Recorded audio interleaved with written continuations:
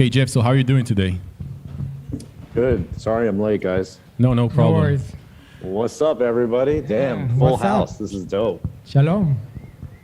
So first of all, nice to meet you. My name is Dudu. This is Ronnie. Hi, nice to meet you. We host an Israeli sneaker podcast.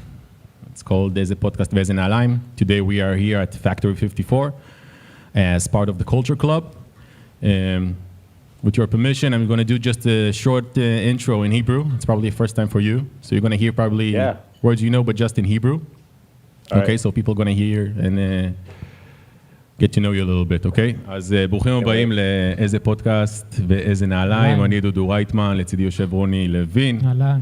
נמצאים פה בפקטורי 54, קולצ'ר קלאב, ויש לנו אורח מיוחד מאוד, שאתם בטח רואים אותו עכשיו, ואני אציג אותו בקצרה, טוב, לא בקצרה, אבל בעברית. אז הוא פועל כמעצב קרוב ל-30 שנה, חלוץ בהתאמת תרבות הסקייט, פאנק והיפ-הופ ביחד. הוא התחיל מלפרוץ לבתי ספר לאומנות במטרה להדפיס את הלוגויים שלו על חולצות, וכיום כבר יש לו צוות של יותר מ-50 אנשים. כמייסד של ריד ארט דפרטמנט, סוכנות לייעוץ יצירתי, ומייסד של מותגי בגדי הרחוב סטייפל פיג'ן. רשימת המותגים שהוא שיתף את הפעולה היא מעבר לכל דמיון, עם שמות כמו ניו בלנס, אדידס, פומה, אוקלי ואפילו גוגל. וכמובן המותג נייקי איתם עבד על מספר פרויקטים, כאשר הבולט מביניהם היא אחת הנעליים האיקוניות ביותר של נייקי עד עצם היום הזה, הנייקי SB פיג'ן דנק. הוא היה בעלים של חנות ריטל בשם ריד ספייס, הוא מנטור ומגיש פודקאסט מצליח בשם The Business of Hype. אנחנו גאים מאוד לארח באיזה פודקאסט ואיזה נעליים כאן בפקטור 54 במסגרת קולצ'ר קלאב את ג'ף סטייפל האחד והיחיד.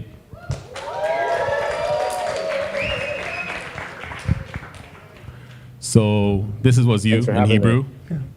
That sounded great. Thank you very much. It was great. Just before we start, as a host of the podcast yourself, do you have any tips for two guys that are pretty nervous before a big event with a lot of audience in the language they don't speak usually? Just pretend we're getting lunch with some friends right now. Just keep it casual. Don't worry about the audience. Okay, cool. So just the three of us and a couple hundred more. Okay, so something we like to do in our podcast usually, just an icebreaker, is to talk about what shoe each one of us is wearing. Okay, so I'm gonna start with my own Nike Air Max 1, Atmos, Animal Pack 2.0, probably a brand that you're familiar with. Ronnie, what about you? Actually I didn't know what to wear today. But then I saw Jeff uploaded a story on Instagram. I think it was Valentine's Day. And you were asked, what is your first shoe you fell in love with or something like that. And you said, obviously, the shoe is the Air Jordan 3. But I also really, really like the Air Trainer SC2. So I thought, this is the answer. This is the shoe. So also one Beautiful of my favorites. Choices. Thank you for that. You want to go now? You want to show us your shoe or your flip-flops, whatever sure. you're wearing? I mean, first of all, the two shoes you're wearing are dope because one is done by my friends over at Atmos, which you guys know we've collaborated with Atmos on New Balances, Pumas, Bear Bricks. The founder of Atmos and I are like this. We're really, really close friends. He's one of my first friends that I had in Tokyo. His name is Homeo. So he's an OG for sure. And then, the Trainer SC, the Bo Jacksons, man, I want to buy all the colors of that shoe now. Like, it wasn't this color, but this model. By the way, do you happen to know what SC stands for? Because I didn't manage to know. I don't. That's a great question. Maybe here is. Did they want you to? Never mind. We wanted you to say this phrase. What do they think it stood for? I think it's Supreme Court, maybe. Maybe, yeah. Maybe, yeah. Let's say. So I'm wearing a very interesting shoe. Let's have a little contest to see if anyone can even identify this shoe. Let's do it. All right. Yeah, it's the offline, Nike offline. Nice. Yes. Yeah. So we're in the Nike offlines today. Do you wear the big chunky insole? Insole or? Yeah, definitely. Yeah. So, it's really cold in New York City right now. So I like these because it feels like a North Face on your feet, Definitely. Yeah, and actually now, like, when people are in home, like, this is the ultimate shoe, right? Like, Yep, Yeah. exactly. Great. We'd like to come back just a little, like, to the old days for, like, to hear from her firsthand. In the late 80s, early 90s, maybe, you are in New York, the mecca of streetwear and sneaker culture. How was it like to be in this era? To see all this sneaker movement like taking place? It was really, really, truly special. You know, I can describe it a little bit to you guys, but it was really the birthplace of hip hop culture, sneaker culture. And I wanna expand a little bit on what I mean by the birthplace of hip hop culture, because you know, you tell somebody that and it just means like, what does that mean? Like one day they opened the doors and hip hop was born? Not really, but you know, in the early 80s, if you think about the idea of DJing and you know, two turntables next to each other, right? And I'll give you guys a little history lesson. That idea of DJing was born in the Bronx of New York City. And the reason why that was invented is because the DJ used to play one record, right? And he would just play one song. And in that song, when the singing would stop or the rapping would stop and they would just play the beat, the break, it's what they call it, the break, that's when the kids would go out into the dance floor and dance a lot. So a lot of dancing happened when there wasn't singing or rapping, and which made the party better because people are dancing. So the DJ thought, well, what if I could figure out a way to keep extending the break, right? So that the person never sings. So if I bought another record player and I bought another record, and when the first one break is about to end, I started again, and then I started all over again. So I could go like almost infinitely with just the break, right? And this is why the dancing is called break dancing. It's because it happens, it's the dancing that occurs during the break. And so as he's juggling the records back and forth, and there's b-boys dancing and there's a guy DJing, this is what I mean when I say it is the birthplace of hip hop culture, because I get goosebumps telling this story, because I'm just imagining the first time this guy is just going back and forth, back and forth, back and forth, and he's literally inventing DJ culture without even knowing it. These kids dancing are inventing b-boyism without even knowing it, and they're wearing shoes like the Puma Suede, the Puma Clyde, the Adidas Shell Toe, the Air Force One, you know, like the Blazer. And like the whole culture that we know today is born in this park in the Bronx of New York City. That's the birthplace of hip hop culture. Well, that was a great answer, and thank you for that. I want to address maybe a little bit to the streetwear. So 1989, we got the store Union, Subway 1993, Supreme 1994, and then 1997. Can you share your experience, how it's to be in New York with all these great brands starting back then? It was really a subculture, you know. And when I say subculture, I'll try to define as many words as possible to their true definition. It was a subculture in New York because this idea of supporting independent brands and music was like less than 500 people. The whole culture was like 500 people max. And the store that you mentioned, Union, right, which a lot of you guys might know Union now because it's like the store that collaborates with Brand Jordan and Nike and stuff. But Union used to be a shop in Soho, New York, that was like literally, you know, that off-white rug that you're on there? The whole store was the size of that rug. I'm not even exaggerating, like, because right now there's like 4 people on that rug. Yeah. Like, you couldn't even fit more than 7 people inside the store at the same time. It was so tiny. And in that store, they were selling Futura's brand, Stash's brand. They were selling, you know, PNB Nation, 555 Soul, Eric Hayes. These are like the early streetwear brands. And so this wasn't, like you said, in the early 90s. Me, I was a young kid in college at the time, so I was like a customer. I would go in there and hang out, and I would be really nervous about hanging out in this tiny space, you know, and just trying to like absorb everything. But I knew that when I started Staple, I wanted that to be one of the first people to buy my brand. And thankfully, when I showed them the catalog, they supported. So Union was actually the second store ever in history to support Staple in 1997. The first store was 555 Soul, which is no longer in business, but 555 Soul was the first store to carry Staple. So those are my first two orders. Cool. So thank you for that.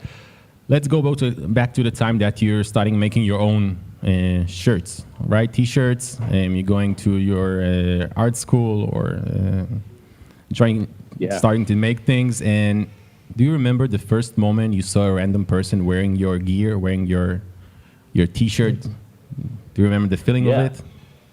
Yeah, I remember the time, and I remember the feeling vividly. So just to tell you a little bit of the backstory, I was going to art school. It's a school called Parsons School of Design in New York. And I was taking a silk screening class at the time. And the silk screening class was meant to silk screen on paper, right? To make posters for your wall. But I wanted to silk screen T-shirts. And I remember the teacher at the time said, you cannot silk screen on T-shirts in this class. You have to silk screen on paper. And I was just like, what's the difference? Why? I'm paying tuition. Why can't I just put a shirt down instead of paper? So I actually would break into the Parsons silkscreen lab at night with me and one friend. We would break in at night. We would bring T-shirts in a bag. And then all night long, we would be printing shirts out of the school lab. And so that's how I was able to then sell the T-shirt at 555 Soul. I always think about this, guys, that like, if I had just listened to the teacher and said, okay, I won't print on T-shirts, there might not be a Staple today at all, you know? So I kind of always remember, like, you have to know when to question the authorities, and you have to know when to say no. And when, you know, as long as it doesn't hurt anybody, but if you believe in what you're doing, I think you should ignore the haters. That's like a saying that they always say, ignore the haters. My teacher was a hater at that point, low key, right? So I remember then selling the shirts and then seeing people wearing them, and the feeling. The reason why I could remember the feeling is because I get the same feeling today. Like 25 years later, when I see someone on a plane or an airport or just walking down the street and they're wearing Staple, like I always point it out, and I'm always like, yo, he's wearing Staple. Like, that's amazing, because it's still so shocking to me that people, you know, work really hard to earn their money, right? Everyone works hard to earn money. And then they're taking that hard-earned money and spending it on something that I created is like still a little bit mind-boggling to me. So I definitely always remember the feeling. So we talked about a teacher that you didn't like, but let's talk about a teacher that holds a special place in your heart, right? How does your art school teacher, Mr. Reed, affected you as a young designer, and what about him inspires you so much? Right, because today you have your Reed art department and Reed Space. Reed Space. Sorry, yeah. Yeah. You're referring to my high school art teacher, Michael Reed. He was, you have to back up a little bit, because in high school, I had no dream of being a designer or an artist. Like, that was not a reality for me. You know, I was going to be an accountant or a lawyer or a doctor. And honestly, I wasn't even that smart, or good at school. So I was probably going to be an accountant, you know, like that's all I could do. But here's my high school art teacher, which was just really taking me under his wing. And he was just giving me the time to like allow me to ask questions. He would stay after school and help me out with projects. And he was the only teacher up until that time that seemed to really care. I feel like every other teacher before that was just like phoning it in. They didn't really care about my development until I met Michael Reed. And so not only did he teach me, obviously, some art skills, but he also taught me the importance of having a mentor and just having someone who believed in you. You know, that was the one most important thing that he taught me. And then in my last year in high school, Mr. Reed actually died unexpectedly. He got into an accident, and he was driving a motorcycle, and he died in a motorcycle accident. So literally one day he was my teacher, and the next day he was like dead. And so that really taught me another lesson to like, you know, give flowers while they're still here, that they can accept them, you know what I mean? Because I wasn't ever able to tell Michael Reed what he meant to me until it was too late. And so after that, like you mentioned, I sort of like dedicated like the name of the store, the name of the agency, like every computer hard drive is named Mr. Reed, like the whole thing is named after Mr. Reed. And it's really amazing because like when I named the store, you know, we had a store in the Lower East Side called Reed Space. when I named it Read Space, nobody understood. Like that's not actually like a cool name for a store, you know, like, but like I just wanted to dedicate this space to him, so I called it Read Space. And it's related to the fact that you designed it like a school with chairs and yes, everything? and I designed it like a school, exactly. And it was so cool because I would soon start hearing kids in the subway. Like I would take the subway and I would hear kids saying like, yo, let's go shopping. Let's check out some new sneakers. They'd be like, yeah, we got to hit A-Life, we got to hit Union, and we got to hit Reed to check out the new kicks. And it was so cool to me because to me, they were actually name dropping my art teacher. They were like going to see Michael Reed, you know, which was like really spiritually dope, you know? So yeah, that's the importance of my high school art teacher. Okay, so many obviously know you for the pigeon dunk, right? But actually you have a lot of collaborations with Nike way before the pigeon dunk, right? If we're talking about the navigation pack, the Rift Laser, Nike Consider, the Nordic pack. How did it all start with Nike? Okay, so this is a long story, and it's pretty fitting because today, if you don't know, is the anniversary day of the pigeon dunk. Yes, like, we do. I don't know. We didn't plan it this way. I think when we booked this party, but 2/22 today is the 17-year anniversary of the release of the pigeon dunk, so it's perfect timing. To answer your question, one other project that I'm really, really proud of that I designed was a magazine. It's still a magazine. It's a website magazine. It's called The Fader. Okay, if you've ever heard of The Fader magazine, really dope magazine that just incorporates music, art, fashion, culture all into one. It was one of the first lifestyle magazines to do that, and I was the art director of the Fader magazine. I designed the first Fader magazine logo, all the layouts and everything for like the first 20 some odd issues. But because I had a love for like writing and journalism, I would often be able to like pitch stories to the editors of Fader and say like, oh, I have an idea for a story, I want to do this. I was a sneakerhead at the time, and by the way, I want to date the year here. We're talking about 1998. Okay, 1998, 99, right? So probably before most of people in this room were born. There was a very interesting subculture of people who would fly to Japan, fly to London, buy sneakers, and then fly them back home and sell them for a profit. And then they would go the other way. They would buy shoes in New York, Philadelphia, Baltimore, fly them to Japan and sell them to the Japanese kids manually, like by bringing shoes in bags, not shipping, no Amazon. Amazon wasn't invented yet, none of that stuff. So this was sneaker reselling in its most nascent form, right? And the other thing that Nike was doing was they would work with these tiny little shops in Japan and say, hey, let's make you 36 pairs of shoes. You pick the color, you pick the shoe, but let's make like 50 pairs and just sell it in your store. And you have to think back, like obviously today, that's like, yeah, limited edition, you know, tier 0, of course. But back then, you have to understand that Nike is a billion-dollar company, you know, no Nike.com, no sneakers app yet. But why are they choosing this little store in Japan to just sell 50 shoes? So I wanted to, as a journalist, I wanted to find out the answer to that question. And I posed the project to the Fader, and they're like, yeah, that's an interesting story. Yeah, we'll send you to Japan and you can investigate that story. I was like, yes, I get to go to Japan, right? So I go to Japan, I carry a couple Fader magazines with me.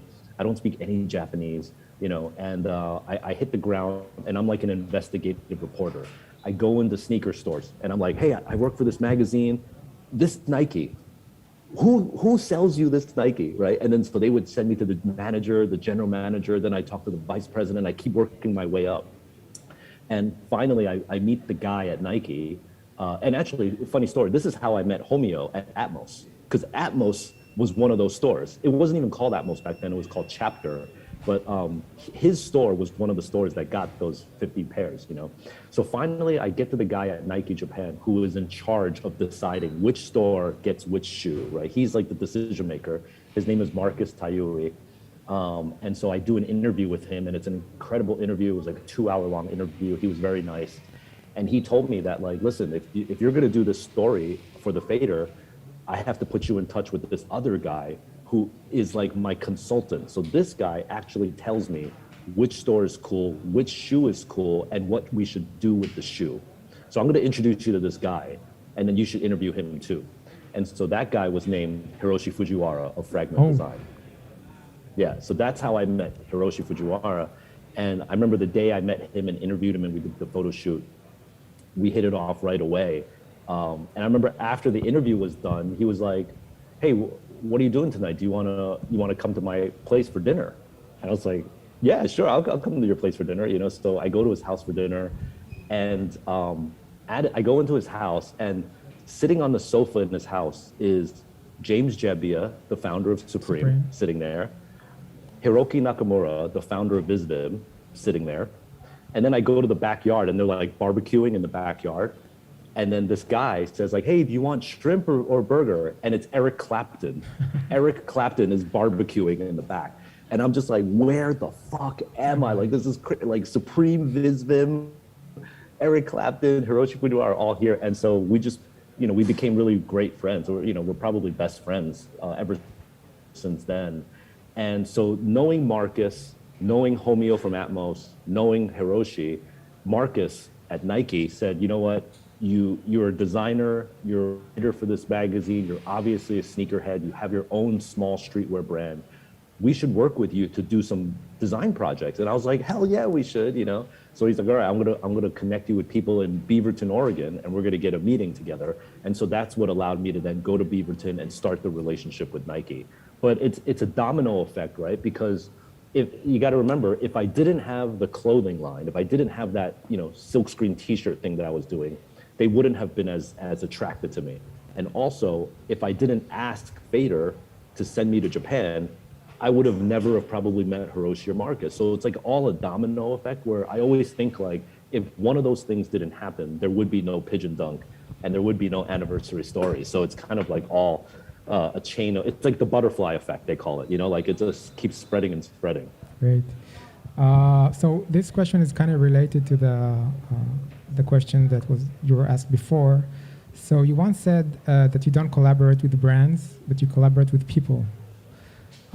So what can you recommend for small brands or small medium brands approaching bigger brands for collaboration? And when someone approaches you, what are you looking for to see if this collaboration is right? Yeah, that's a great question. I have said that before, and I still agree to it. You know, you don't collaborate with brands, you collaborate with the people at brands. And if you know about the industry, people at these brands, they always move around, right? So, you know, one guy who's used to be at Adidas, he's gonna go to Puma, and then he's gonna go to like, you know, Reebok, and he's gonna go to Nike and whatever.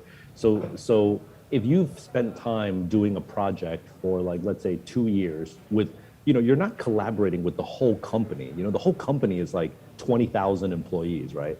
And frankly, if you took a vote of all 20,000 employees and you asked all 20,000 employees, hey, should we do a collaboration with Jeff Staple?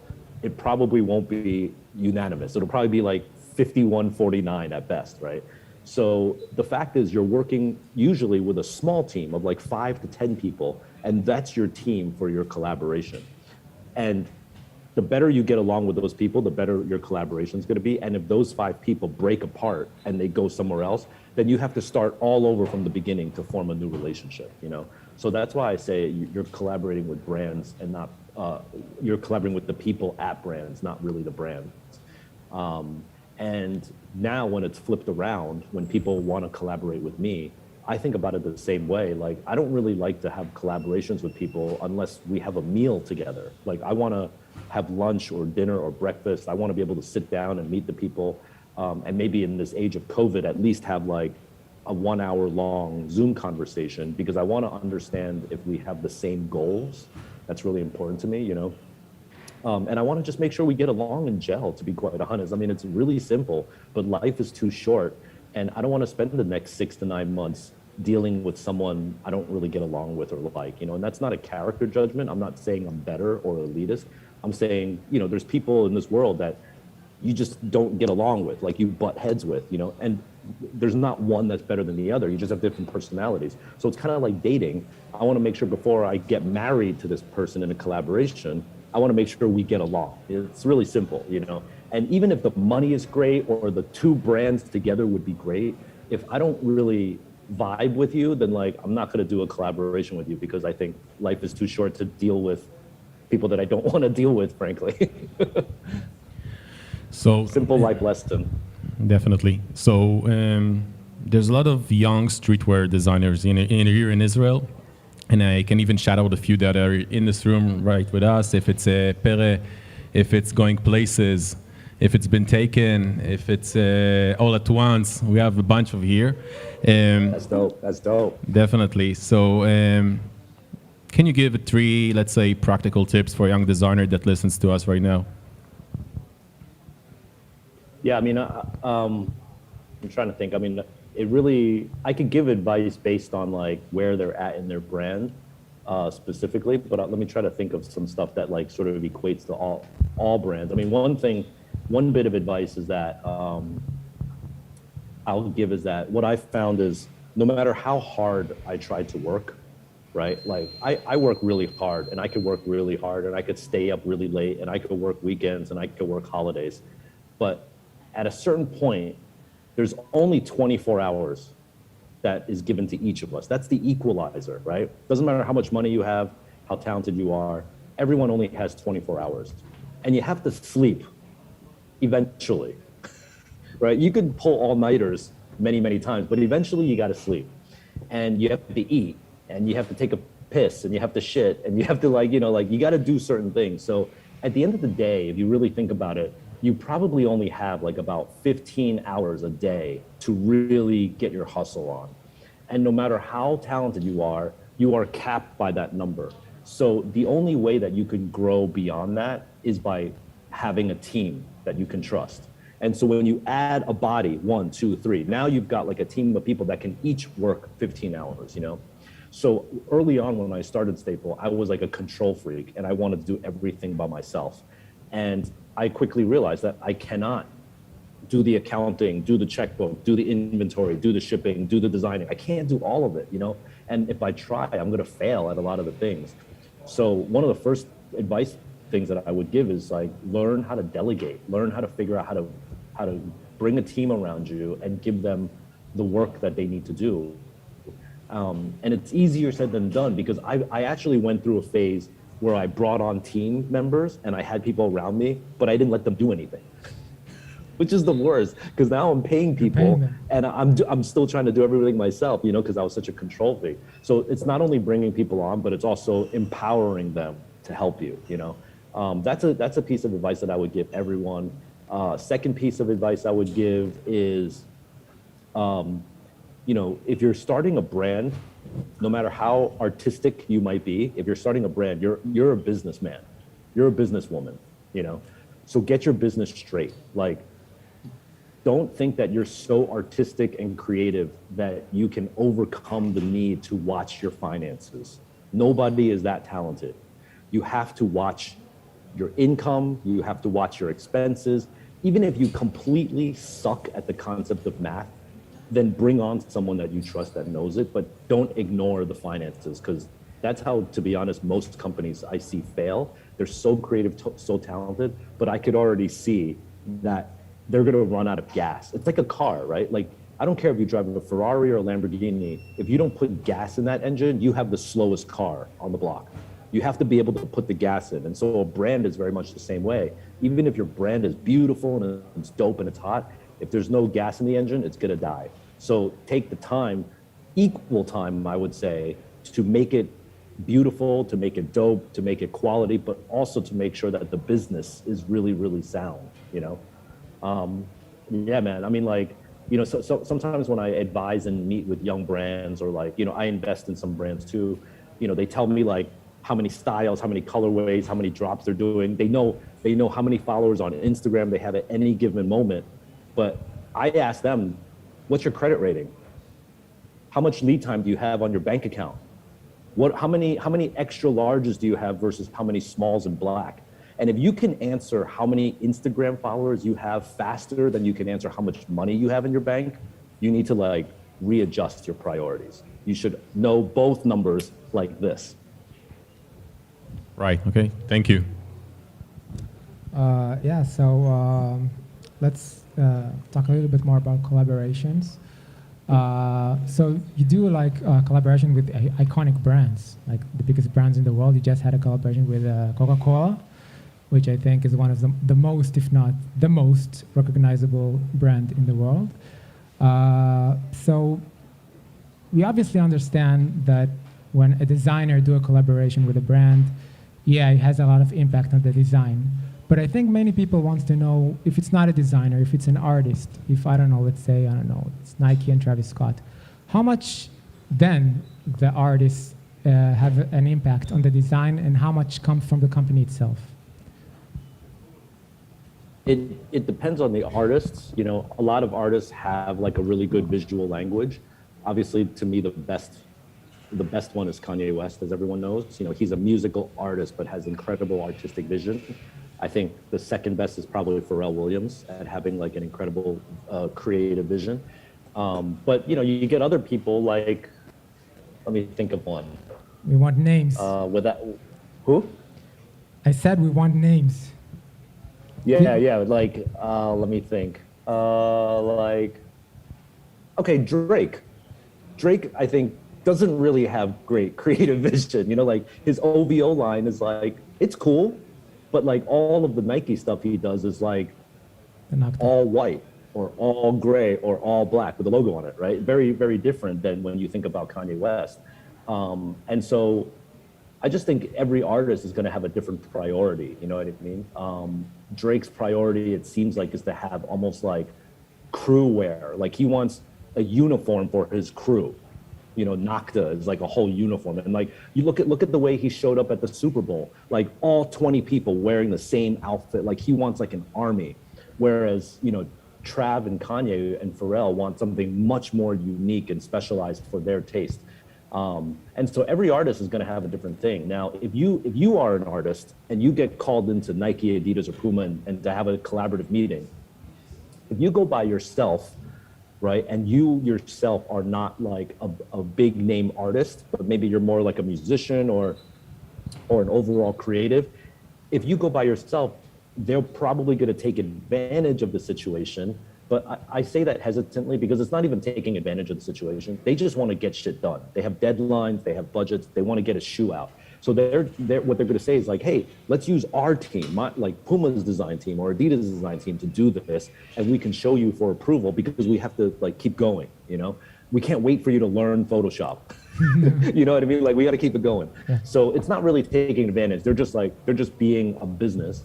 But if you come with your own team of like graphic designer, 3D renderer, motion artist, then it's like, no, we got this whole thing. I'm going to have my guys do it, which was actually Kanye and Virgil, right? Like Kanye was like, no, my guy Virgil can do this. My guy Don C can do this. You don't have to do it, you know? And so then you get really special product for the artist. Okay. I want to add one more thing. Sure. Don't think you have to have Virgil and Don C. Like your version of Virgil and Don C is sitting next to you right now. You know what I mean? Like you don't have to think, wow, I'm so young. How am I going to get Virgil Abloh to like be my designer? No, don't think of it that way. Like Virgil and Kanye were homies from like the very beginning. So the guy or the girl sitting next to you is your Kanye and Virgil. You know what I mean? Like you don't have to shoot for the stars. You can grow together. I just wanted to add that important point. Great. Ronnie, you're my Kanye. And you're my Steven Smith. Okay, so we want to talk about the pigeon dunk. Obviously, we can have a conversation without mentioning it, especially let's say today. for our, especially today, that we're celebrating 17 years of the release of the OG dunk. Let's say for our entry-level sneakerheads, can you just give us a recap of what happened during that historic day? So again, as you mentioned, you know, we had already done many projects with Nike. And at this point, this was like probably our seventh or it's like our 10th collaboration with Nike at this point. And so I remember the Nike SB team said, you know, this is back in 2003. They started the conversation, which was like 2005 is going to be a big anniversary year for the dunk. And we want to do a dunk that's dedicated to New York. You know, we're going to do a Japan dunk, a Paris dunk, a London dunk, an LA dunk, and a New York dunk. And we want to know if you, Jeff, would be interested in doing the New York dunk. I remember this phone call. I'll never forget this phone call. And I was like, you want me to design the New York City dunk for the anniversary of the dunk? And you're asking me. And they're like, yes. I was like, hold on, please. Like, I'm fucking crazy and shit. You know, like, I was like, yes, I will do that. Yes, I will do it. You know, and so that's when we began the 2-year process. It took 2 years to design and sample the pigeon dunk. And then it released on this day, February 22nd in 2005. And when it happened, you know, as you've seen on all the news headlines and the newspaper and the evening news, it was a situation that went from a camp out and a you know, like a sort of lineup sneaker release, which was very, very rare back then. There was almost no sneaker lineups back then. So the idea that kids were camping out in February in New York, which is very, very cold, for 5 days before the release was already kind of crazy. And then of course, when it released, all the people waiting in line got out of hand and it got a little bit too crazy. And it, you know, some violence occurred, some fighting occurred, a riot occurred. People got arrested, people brought weapons. It was a typical downtown New York City fucking shit, you know, like downtown New York type stuff. And so it immediately got the headlines of the newspaper and news articles.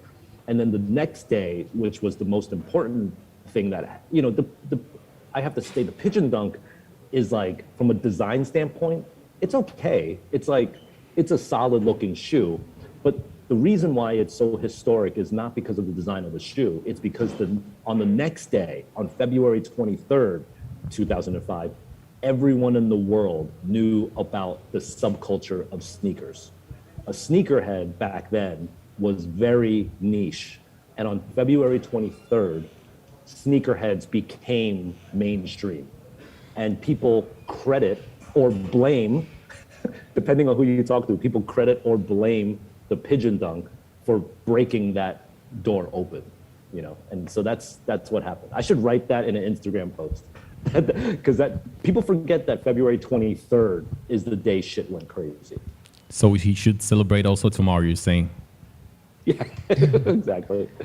So we actually have one question from our Instagram followers. We had this, Instagram question and we picked one of our followers. He's actually here. His name is Rotem Arad. He's a Nike manager here in Israel, one of the stores. So the question goes like this. If you could do anything differently about the release of the original pigeon dunk, what would it be?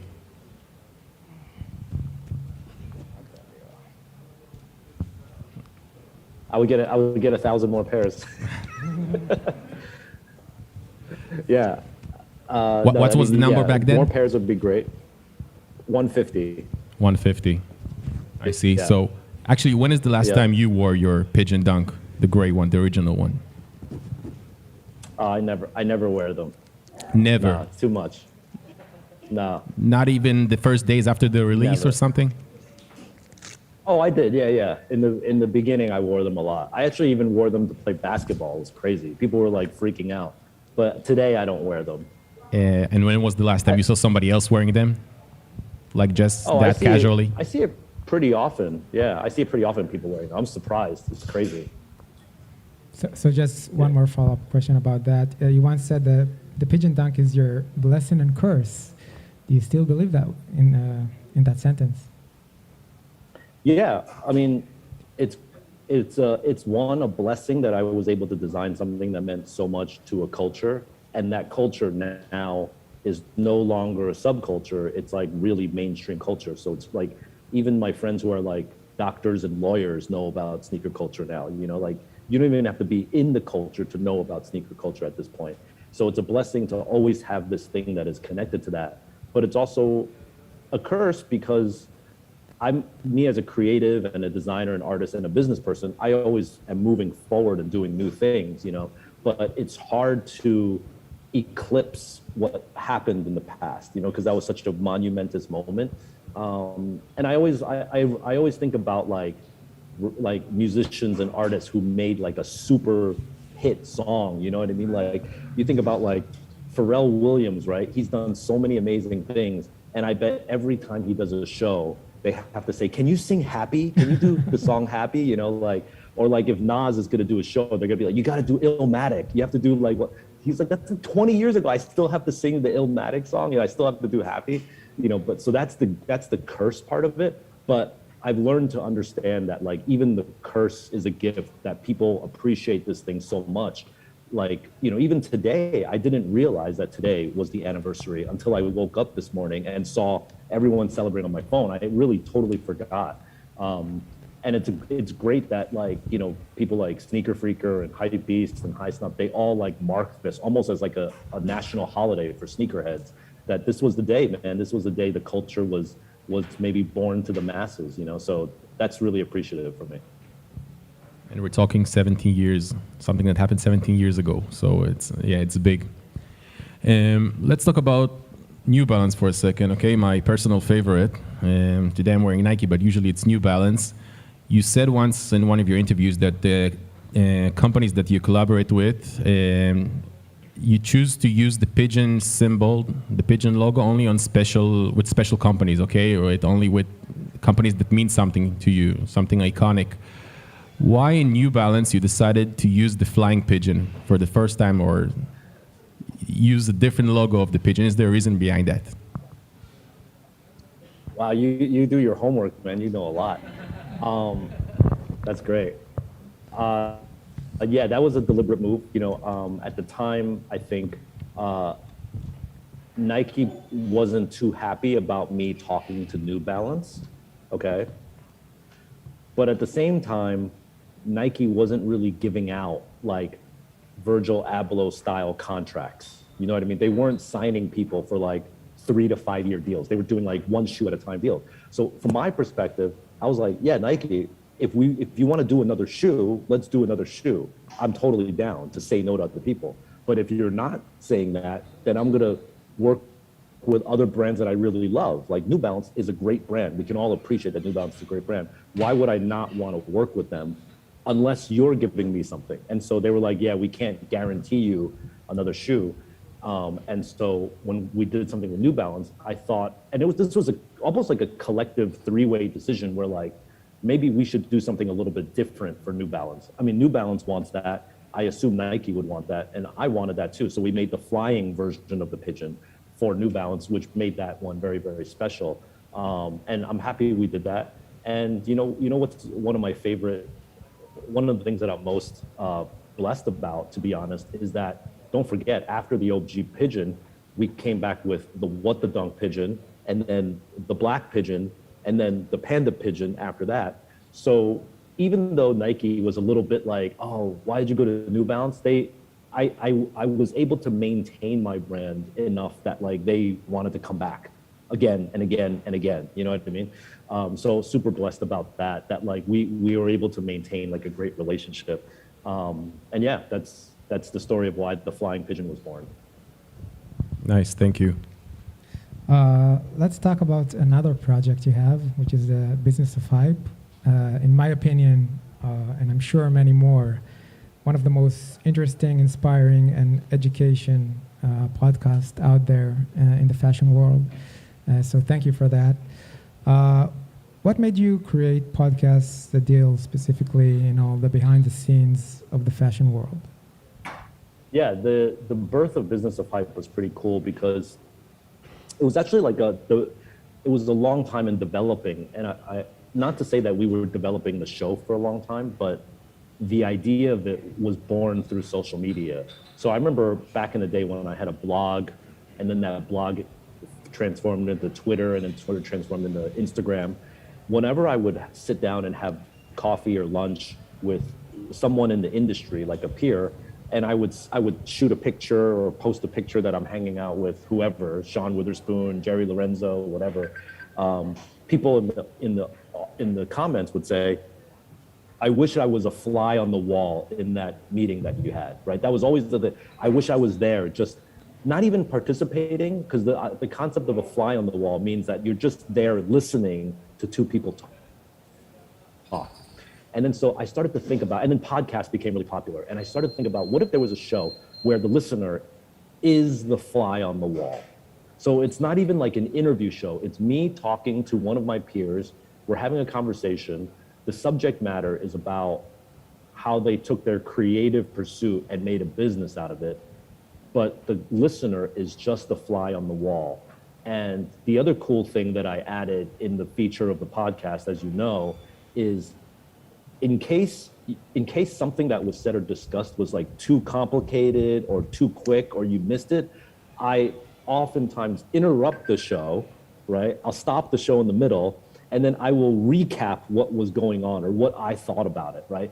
So it's almost like this idea of breaking the fourth wall is what they call it in the movie industry. It's almost like if you were the fly on the wall and me and Jerry Lorenzo were having lunch, I would be like, Jerry, hold on 1 second.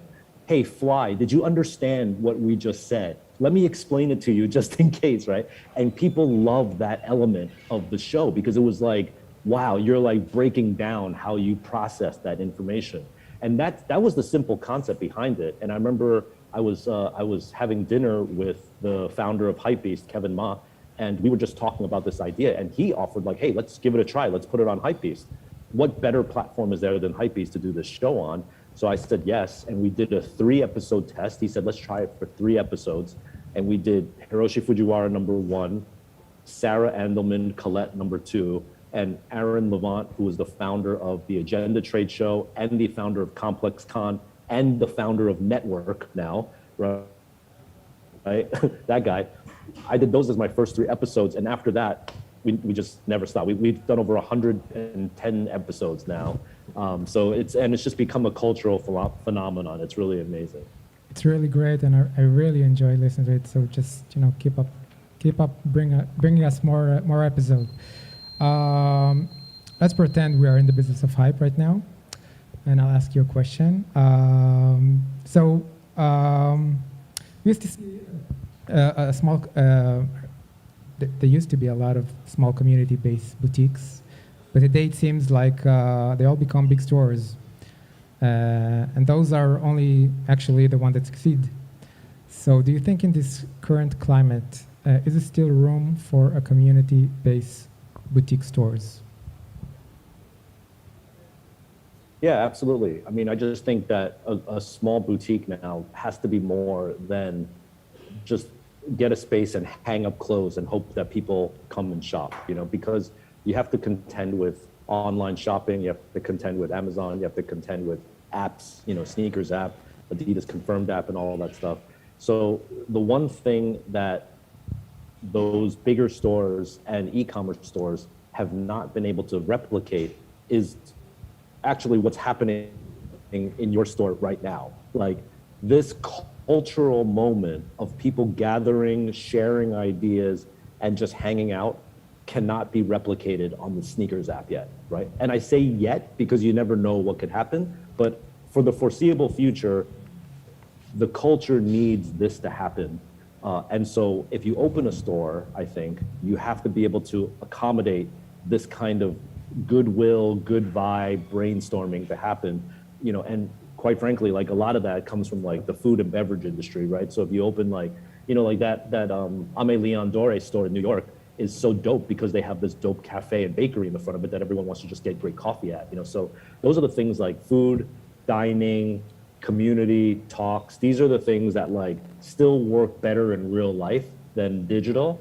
And so I think if you're going to open a store, you have to lean into those elements. Yeah, so same with Kith, right? They have also their ice cream there. And if we're talking about Kith, we're talking about Ronnie Feig, which is originally Israeli. It's something that we like to mention and to be proud of our Israeli, designers, ambassadors all over the world. Have you been ever to Israel? I've never been, no. I really want to go. Okay, so we obviously invite you because, you said one of your podcasts that you always get inspired even by food, right? So the scene here is going to be pretty awesome for you. So we invite you to come to Israel. So we talked about the past, we talked about the present. Let's talk a little bit about the future, okay? And when I'm talking about the future, I'm talking obviously about the metaverse, okay? Web 3.0. You're a big supporter, really early adapter. Can you tell us a little bit more about the Stapleverse, the Meta Pigeon, and exactly how do you see the new possibilities in the world of sneakers and streetwear in this universe? Yeah, I mean, I'm personally really excited about the metaverse for 2 main reasons. Number one is like complete, utter creative freedom, right? Like when you design a clothing line or a shoe, you're beholden to what happens in the physical universe, whether it's like manufacturing or minimums or supply chain delays. You know, you guys have all heard about the stories of how like all the supply chain is blocked because of COVID, but in the metaverse, none of that exists. You don't have to worry about any of that stuff. So the only limitation you have is your imagination and the ability to code it, you know, like develop it. But other than that, you can pretty much do anything you dream of. It's very much like almost maybe like how Walt Disney was when he was inventing Disneyland, or like how the Marvel Cinematic Universe was born. Like just, you can dream it, you know what I mean?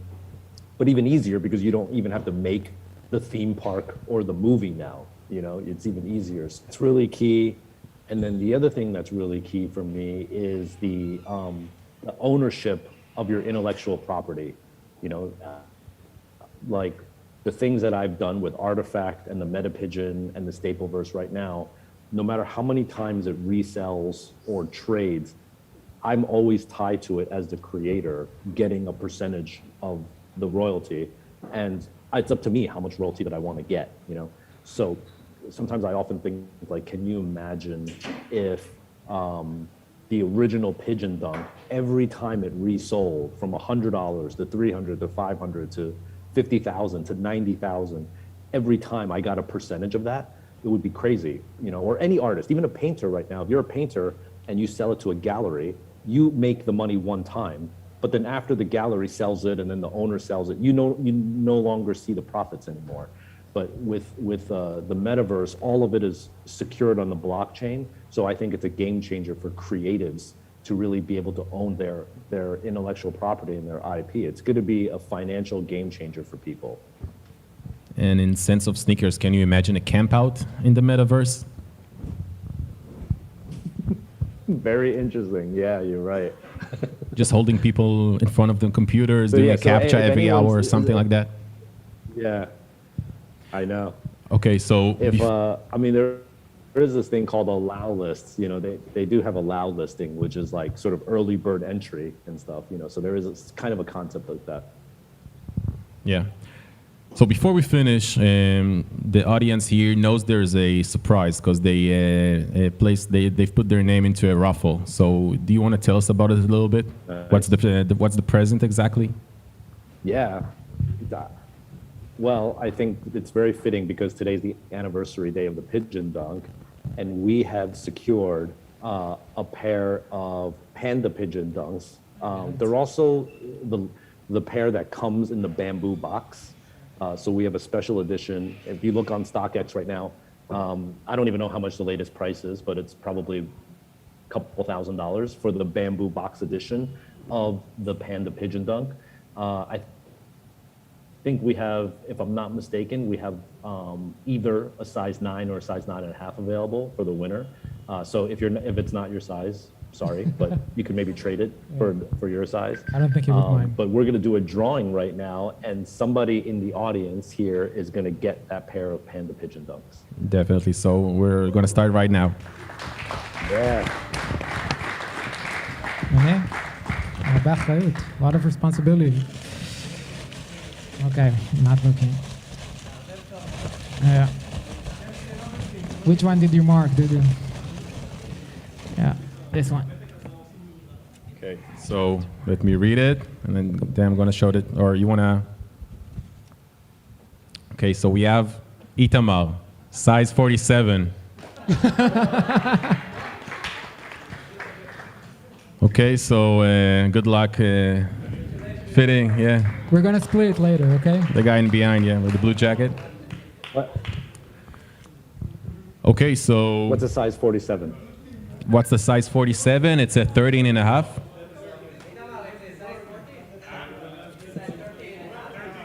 13 US. So good luck with that. I'm sure that somebody here wanna... Yeah, good luck with that. Trade. Someone, you could sell the ticket. You should tell them to sell the ticket. As an NFT. Okay, so... Yeah, I guess... exactly. Okay, so we were told that we have 5 more minutes, so we're gonna go to our question bank. Okay. What's the craziest thing you've done to get a sneaker? This is going to be the worst answer for you guys because I don't have to do much to get a sneaker. I just ask the person. Sorry, I've never waited in line. I've never paid resale. Never. And I don't even really ask. No, never. Yeah, I stay on the creator side. If I can't get it, then fate just doesn't want me to have it. But and even very rarely do I ask somebody if they can hook me up with a pair of sneakers. Like, I think the last sneaker that I ever asked for was the first Sakai Nike. That was the one where I was like, yeah, I really want to have these. I'm going to ask somebody for these. But other than that, I just let the universe determine if I can get it or not. And I want to say thank you to all the brands who like bless me with stuff. I'm super appreciative. But any brand marketing person will tell you that like Jeff Staple never asks for shoes. Never. You sound very proud of that.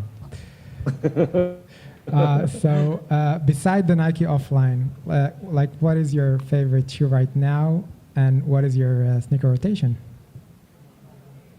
Good question. Right now, it's really interesting. It's probably more unique than it's ever been. I've been really into Crocs recently, right? That's a new one. The Salehi? I have like, yeah, all the Salehis, love those. I've been wearing a lot of, you talk about New Balance. One of my favorite New Balances to rock is the Double Taps Olive New Balance. Still love those. I still love the Mars Yard. I wear that a lot. You know, the hype culture is so interesting because everyone now has like the most hypest shoes on ever. Like every week there's like a new hype shoe. So I try to wear stuff that has a little bit more like longevity. Like that's why I like Mars Yard and Double Taps New Balances, because even though those are a few years old now, when I wear those and walk into a room, people are still like, oh shit, like he's wearing the Mars Yard out, you know? And as a sneakerhead, I still love that feeling of making people be like, oh my God, he's got those on, you know? So those are some of my favorites. You got the first version or the 2.0? Both. Which one? Both. I said about the Mars Yard, you got the first version or the 2.0? I have both. I have both versions, and I have the boot. But the one that I wear is the first one. I wear the first ones. Yeah. Yeah. Like I still wear the acronym Air Maxes. You know, the slip-on. I still love those. These are like 4 or 5 year old shoes now. But there's nothing yet that I see today that comes out that I feel like is gonna be a classic. You know, they're like very trendy and very hype, but there's not too many shoes that come out where I'm like, that's a classic shoe. What do you think about the new collab with Nike Blazer with the acronym, with adjustable, or that you can? Not my cup of tea. Errolson is my brother. Like me and Errolson are like bros. You know, we're like brothers from different parents. But the new Blazer is not my cup of tea. It's okay. It doesn't have to be. Thanks for the not my honesty. jam. Yeah. So let's say last question. Any brands you're excited about in 2022? Sorry, you cut out that last question. Can you say it again? Any brands you're excited for in 2022? Yeah, so many. I love the idea that all these new brands are coming out that like are really catching a lot of heat, you know, like Solomon, S-Lab is dope. Hoka, I love what they're doing. Even Merrill and Brooks, I think they're doing exciting stuff. So all these new brands I think are really making a way now. You know, it's not just Adidas and Nike anymore, you know. Yeah. We have some great stuff, more great stuff coming with Puma. So it's anyone's game right now. That's what I really love about the culture. Okay, so unfortunately, it seems like we ran out of time. We can't thank you enough, Jeff, for taking your time and having this conversation with us. Thank you so much. It's been a true honor and great pleasure. For anyone who's watching, listening, you can find Staple Pigeon products here at Factory 54, in-store and online, obviously. So thank you very much, Jeff. We want to thank a few people more. So we want to thank Yura and the team at Factory 54 for coming up with this incredible event. Shout out. I want to give a shout out to everyone who stayed in the store late night and everyone who's sitting there watching. I want to just appreciate your attention and your time doing it through Zoom. I really love you guys just like, listening in. Thank you so much. Definitely. We want to thank our guy behind the scenes, Nathan. We want to thank the awesome audience which arrived today and the ones back at home that listening and watching us. We are איזה פודקאסט ואיזה נעליים. Peace. Peace, everyone. Thanks a lot again. Thank you, Jeff. Thank you.